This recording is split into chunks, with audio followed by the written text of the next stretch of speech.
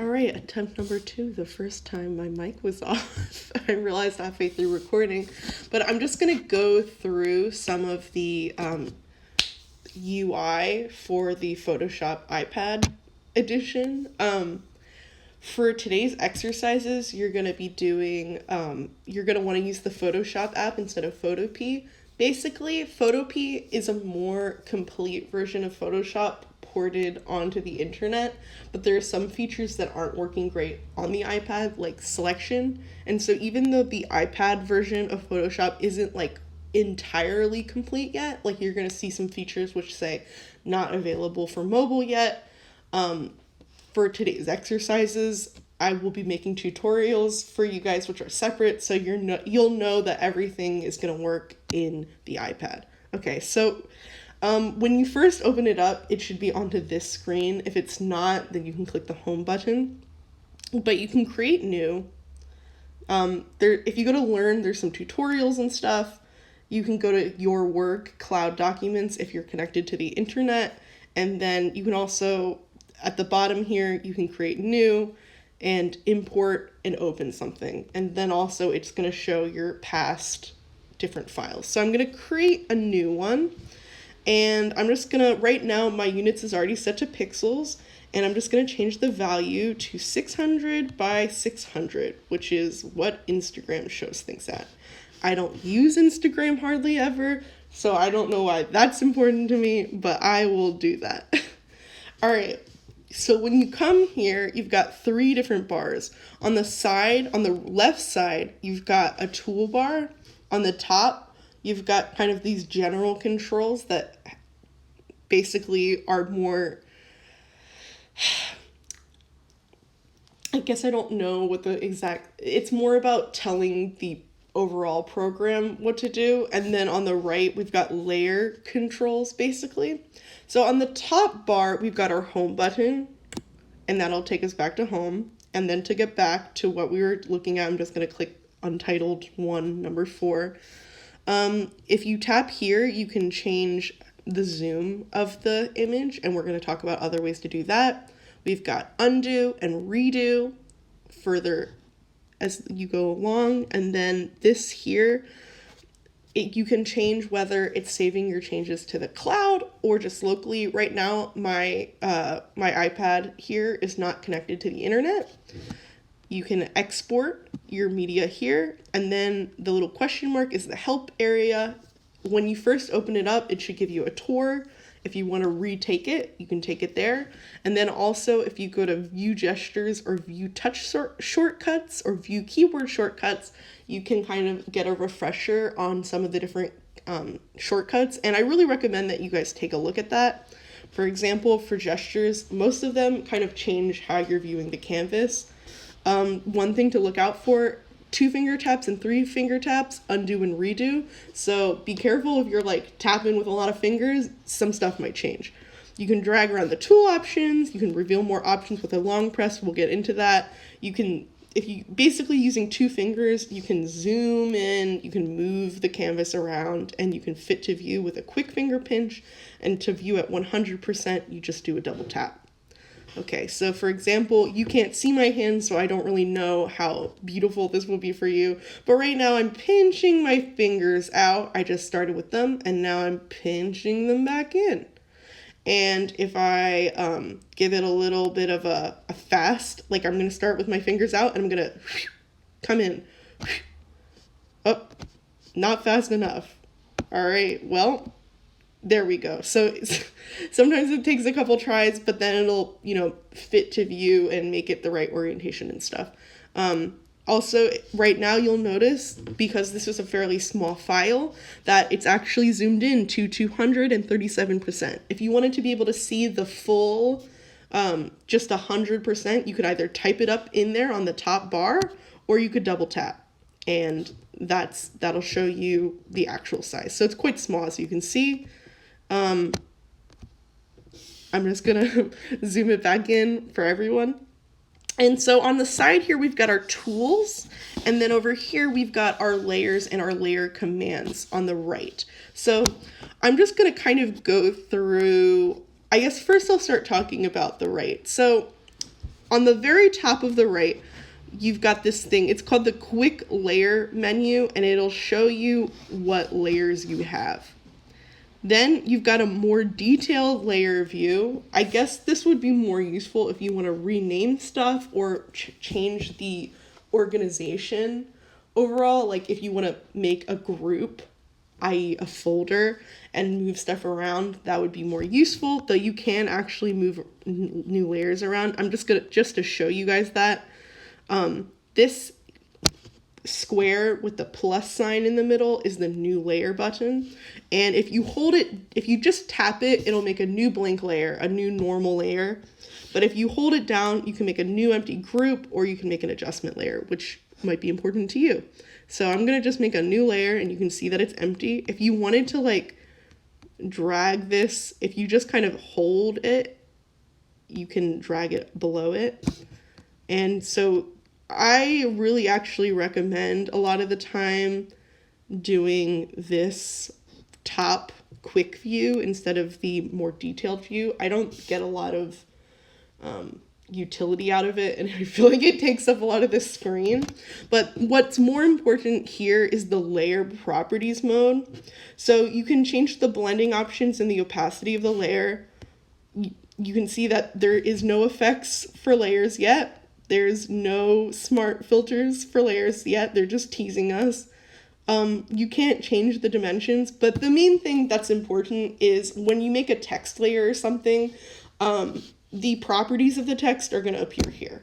And if you apply a filter, the filter's effects will be there. So this can be important, especially if you're working with text. A lot of the time you won't need to deal with it. But so that's that. I'm just going to go and bring in a file. So right now, this button here on the right, if you go here, you can open a picture up right into here. So I'm going to go to photos, and I'm just going to grab one, and we'll just put it there. Okay, so let's go through the tools. So the first tool we have is the move tool. It's exactly like what you've been working with and watching in Photoshop. If you touch something with the move tool, it'll move. Oh shoot, one other weird thing before I move on. You might see this little weird circle here. So this little circle, if you touch it, it'll do different stuff if you're holding it while you do an action. And so just so you know, if you just touch it in the middle, you'll see that it's like a small circle, and that'll do a set of things. And then if you touch it and drag it out, it'll make it do something different. So when I touch the circle, it says move constrained. So what that means is you can only make it go up and down or side to side. So it'll stay like on those axes. If you drag it out, then it'll say duplicate, and now it's going to duplicate the layer. So that's pretty neat. I'll be referencing these, I'm not going to show every single thing that they do in this little video, but as we go through the tutorials, there are going to be times when I'm using that shortcut button. Okay, so the move tool moves stuff. Whoa, crazy. All right, then we've got the transform tools, and there's a few different kinds of transforming that we can do. Basically, the first one is just a normal transform, like a normal free transform button. By default, it locks it will lock the proportions. If you want to break the proportions, you just hold down the shortcut button, and now it's unconstrained. If you drag it out, now it's scaling, but it's scaling from the center. Then we've got the skew mode, I believe it's called. This, you can just skew stuff with it, basically, if you just want to skew something from side to side. I'm hitting undo. Then we've got what would be called distort on the main application, and you can just drag any of these points to wherever you want. And one thing that's really nice is it lets you undo. It doesn't undo all the way back to the beginning. It lets you undo each step.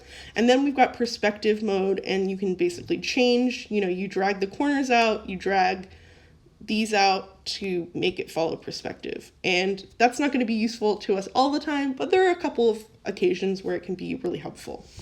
All right, and then finally you've got transform settings. You can change the rotation angle by like entering it in, but also if you have this selected, the main free transform thing, you can just grab the little, there's that little handle at the bottom of the picture, and if you just grab it, you just tap it with your finger, you can rotate stuff.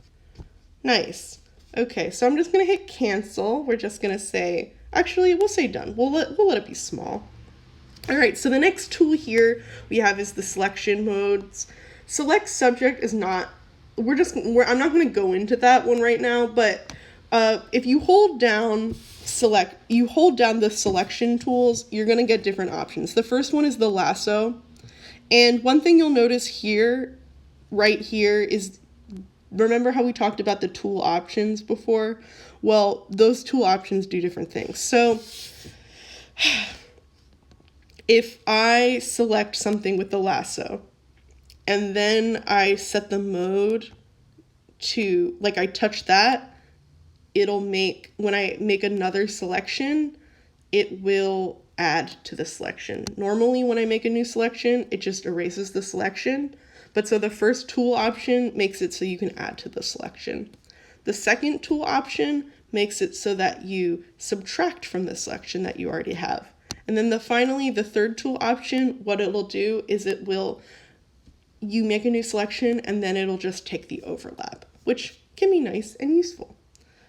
Also, you can change the feathering of the lasso settings. So I will talk to you about that in a minute. But so if I make a selection, you can make a mask, and we'll talk about what that means. You can invert the selection, and then it'll select everything. It'll select the opposite of what you had selected before, basically. You can erase, and that would erase everything. Oh, I'm just talking about these controls on the bottom. And then also you can deselect everything. So if you deselect, everything is deselected. So, and then you can also go to more, which more, I don't want to talk about select similar right now. But refine edge, basically, I will show you guys that more. But when you hit refine edge, it will open up a different menu. And right now I have the view mode set to overlay. The default is marching ants, but I think it's a little bit easier to do overlay. And then you can do some edge detection stuff and global refinements. And then basically it just helps you clean up the edge a little bit. That's why this is, a lot easier to use than Photopea. So I'm just going to hit cancel. But so those are those controls. Oh, and then you can transform the selection. And that just means like you can, I guess, just transform only the shape of the selection before you move stuff, which is a little bit strange, but who am I to judge? All right, so I'm going to just hit cancel and I'm going to go to another one. The next thing we have here is like this subject selection tool. I really couldn't tell you how well this works. I think it's working pretty well right there. It's working okay. Most of the time, I'm really not going to want you guys to use that one. It's kind of a new feature. It's more advanced, so I think Photoshop is proud of it and they just want to make it like front and center. But most of the time, you're going to want to use the quick selection tool, which is more like a paintbrush. And you can change like the size of stuff, basically. The size of the paintbrush, and you just use it to select part of the thing. And you can select, like, erase part of the selection just by doing that. Like, you can just touch. So this, if you want to change the size, you just kind of, you can either touch this to make it bigger, or I think you can actually just, you can change the hardness and softness just by touching that, or just tap that and drag it up or down to change the size. So I am just going to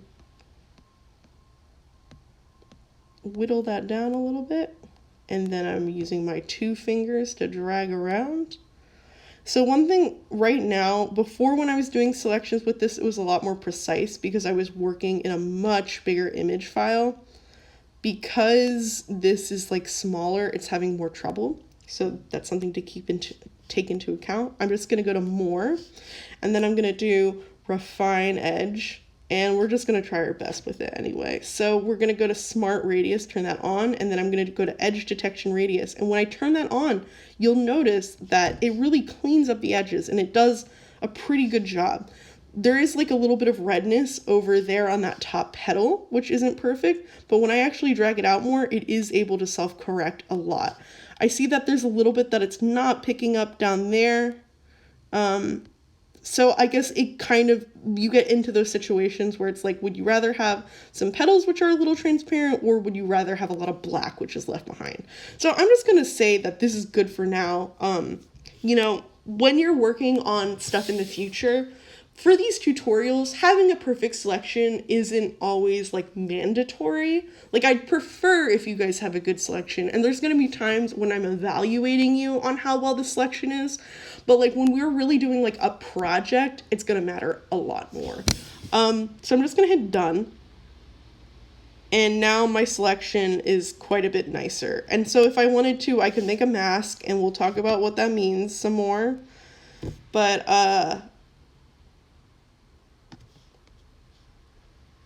I'm gonna refine edge.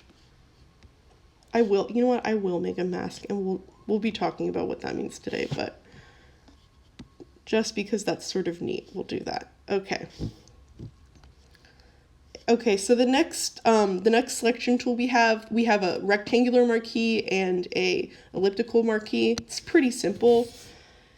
It's just a big old rectangle that you can select part of the image with, and if you hold down the touch gesture thing, you can make a constrained looking square. It works the same for the round marquee, the elliptical marquee. When I touch this, when I just tap it and it's only touching, you know, it's not dragging out. When you do this, it'll select constrain from the center, which can also be useful. So you can just make it drag from a corner, or if you want to drag it from the center, if you have this selected out like that, you can drag it from the middle. So that can be useful for a lot of stuff. All right, so those are our selection tools. Then we've got the brush tools. They're not amazing in Photoshop. Like, I'm gonna be real. Like in this application, specifically in the Photoshop iPad, they're a lot more powerful in other Adobe like desktop applications. I think I might get you guys Fresco on your iPads, but basically you can change the color. If you tap on it, you can choose a different color. To switch between these two colors, you kind of just drag over it with your finger, like you just swipe it. Same thing with like the brush size before. If you tap this, you can either tap to enter a number, or you can tap it and hold it and drag it up and down. So if I just drag it up and down, wow, it's getting bigger and smaller. I can change the opacity. I can't change the flow, which is quite interesting to me because that's a big thing on the desktop. So that's kind of strange. And then you can change the brush mode. We don't have any kind of pressure styluses, so the pressure modes, you can change flow. They just don't make it easy to. So there's a flow. It doesn't look like you can change the shape of the brush, which is quite disappointing, but so you can, they've got a few different options. Okay, thank God, jeez. Okay, so they've got different options. It's not still like could be more, but you could grab like the gouache or something and then, paint some gouache on there, and then that's quite nice, isn't it? So actually right now I was painting on a mask. So I'm just going to make sure I make a new layer, and now I'm painting on top, and that's quite pretty. So I'm going to select a color. Wow.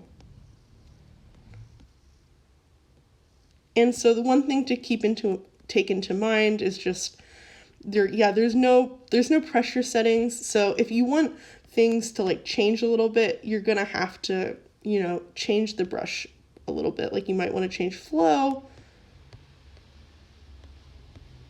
And that's not changing the opacity. We'll talk about brush modes later.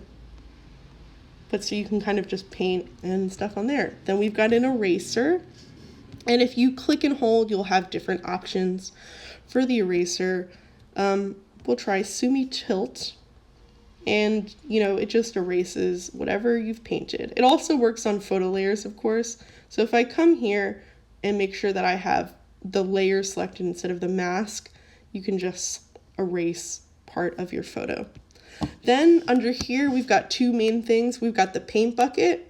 The paint bucket works literally exactly how you think that it's gonna work. Just to be clear, it's a paint bucket. It fills in the space. I don't see settings to make it reference other layers, so by default, it only will be affected by what's on the layer. And then also we've got a nice little gradient mode. When you select the gradient mode, I'm guessing you only have 2 color gradients. Yeah, there's only 2 color gradients, and whatever 2 colors you have selected, you just kind of draw a line, and that changes how wide a space the gradient changes over. So when I make it like a long line, see how the change is more gradual? If I make a short little line, it's like a more abrupt change. All right, so we'll just make a big, cute little gradient. Then we've got our healing brush tool and the clone stamp. We're gonna talk more about what that means, not right now, but they're there. We've got crop tools where you can crop and rotate the image. Rotate it, hit done, crop it, hit done. I'm gonna hit cancel. I don't really want to crop. Then we've got our different text tools. I do not love using this. I think honestly, if I were you, while we're using the text tool, I think it would be good for you to probably use the keyboard. So I'm just gonna click this and drag it to the top. Right now I've got Baskerville set. It's got, one thing I noticed is the Adobe fonts don't load, but that might be because I'm not connected to the internet. They might load for you. But by default, there's a few different kinds of fonts here. And when you go to the layer properties, and I'm just gonna hide the keyboard, you can change a lot of different stuff relating to the text. You can change the font. You can change the style of the font. So what I mean by that is like, this is bold italic, but like you could just do regular. Maybe there's times that's all you want. So I'm just going to go back to bold italic because I like bold italic. You can change the font size. You can change the tracking, which is just how far the letters are from each other. You can change something called the leading, which is only going to matter if you have multiple lines. Actually, it's called leading, I think, which is weird. The baseline shift will, if you just want to take one word and make it lower, you can do that. Very useful. Vertical scale, you can stretch your letters up. Horizontal scale, you can stretch your letters wide. So you can change the color. You can change the leading. You can make it all caps, small caps, superscript. So all caps, wow. Small caps. That makes it so everything's caps, but capitals, but the first capital is larger. Superscript makes it like, that's more for like, if you know how in math you have like,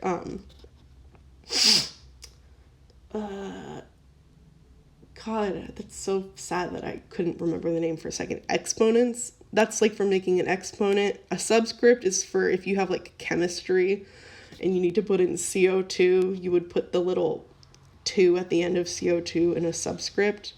Then you've got underline, strike through. You've got some paragraph settings, and that just, you can basically just change like the alignment, I guess is the word. So we're just going to leave that lorem ipsum. So again, down here, we've got the little file button. This is for loading photos right into there. A lot of the time, I'm going to want you guys to open up each photo, even though it's annoying, because as you saw, when you open a photo, by default, it resizes to fit. And sometimes that can be okay. But like sometimes you're gonna want the full size of the photo. So you're not always going to want to use that. You can also bring stuff up from files. You can bring stuff up from libraries. You can also open your camera and take a photo right away. Then also you can use the little eyedropper to take a color. And again, these two colors you can switch by swiping them. So now let's talk about the right panel thing. So this is our quick view mode of layers, and if you click and drag, you hold them down, you can drag them across and stuff like that. When you go this way, you have a little bit more of a detailed view with the titles and stuff. And then obviously you've got the layer properties. And by default, when you have this selected, the layer properties won't take up the full screen. That's kind of why I prefer the little quick view mode, because there's a lot of layer properties and I would really like to be able to see them all a lot of the time. The only thing about this quick view mode is that you can't see the masks all the time, and that might be a little bit confusing for you guys. Masks are just kind of when you make it so you can only see part of the layer, and we're gonna talk about masks today, but here's what our other buttons do. So when I have something like, I'll select, excuse me.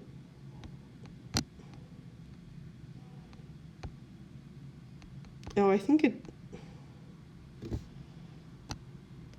okay, I do have it selected. Sorry, I just got confused because that little highlighting thing I thought meant that layer was selected. All right, so even though that's highlighted, I've got the one with the paint marks on it. So if you just tap it, it makes a new layer. But the new layer button, if you hold it down, you can choose an adjustment layer, or you can make a group. Groups are useful. It's like a folder. You can put a bunch of things into a folder, and that can be neat because you can make it so certain adjustments only work inside of the folder, or if you just are moving a bunch of things all around at once, you can put everything in that folder. So I'm going to show you a new adjustment layer.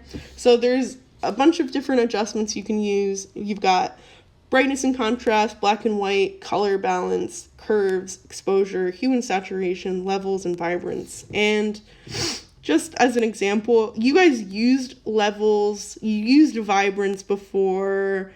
I believe you used hue and saturation. Yeah, you guys used hue and saturation. So we're just going to do levels, and the same thing, we got a histogram of our layer. Or actually it's of everything, because this is an adjustment layer, so it affects everything that's below it. So I can change the output levels and stuff, and I'm just gonna change the amount of blue in this piece overall. So now everything is quite yellow, and I'm good with that. I like that. So we're just sticking with that. So that you can make an adjustment layer, and now the adjustment layer, if you come into here, you can see that this little levels effect is there. All right. So then the next button we have, all it does is it's just the eyeball. It changes whether it's visible or not. So I can change the visibility of the layer on and off. That obviously works on all of the layers. And then you can change whether the mask is visible. So it normally, a lot of these things don't have masks, but if I touch this, I can turn the mask off. Then we have something called a clipping layer, and we're going to talk more about what clipping layers are today. But in order to make a clipping layer, all you have to do is just touch that that square with the little arrow, and now it makes it so all that paint only shows up on top of the flower. And then finally, we've got a couple different filters and adjustments that we can put on stuff. So if I have this layer selected and I put invert, it'll invert all the colors. And I'm going to hit undo because it's a little bit hard to see. And then I'm going to go to Gaussian blur, and you can actually just blur however much you want your layer. So That's the Gaussian blur. And I'll just hit done. And then finally, we've got the dot, dot, dot, and the dot, dot, dot gives us a lot of different options. You can lock a layer, which makes it so you won't accidentally change it. You can delete layers, you can rename layers.